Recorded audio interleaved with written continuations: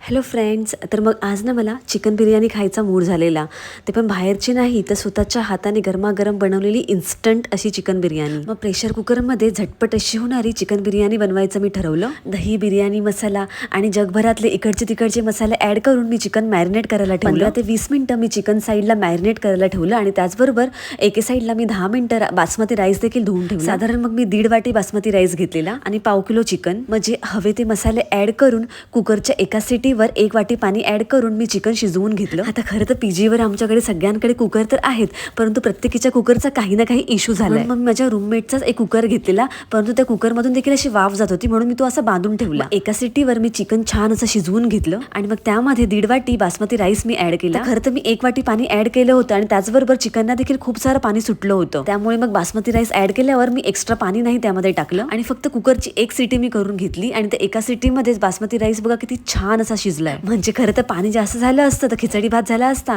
आणि जर पाणी कमी झालं असतं तर भात खालून करपला असता, परंतु आपला बिर्याणी राईस हा एकदम सुटसुटीत आणि एकदम मस्त असं झालेला आणि चिकनचे पीस देखील खूप छान असे शिजले होते. मग जसं बाहेरून मार्केटमधून आपण चिकन बिर्याणी आणतो ना, अगदी सेम तसंच प्रत्येक दाना वेगवेगळा, म्हणजे एकदम सुटसुटीत असा चिकन बिर्याणी आपली रेडी आहे. म्हणजे खरं तर ना बघूनच माझ्या तोंडाला खूप पाणी सुटलं होतं. मग काय इन्स्टंट अशी गरमागरम चिकन बिर्याणी इतकी जबरदस्त झाली होती ना की काय सांगू. स्वतःच्याच हाताने बनवलेल्या चिकन बिर्याणीचा प्रत्येक घास खाताना असं स्वर्ग सुख अनुभवल्यासारखं वाटत होतं. तुम्ही नक्की ट्राय करा. चलो बाय.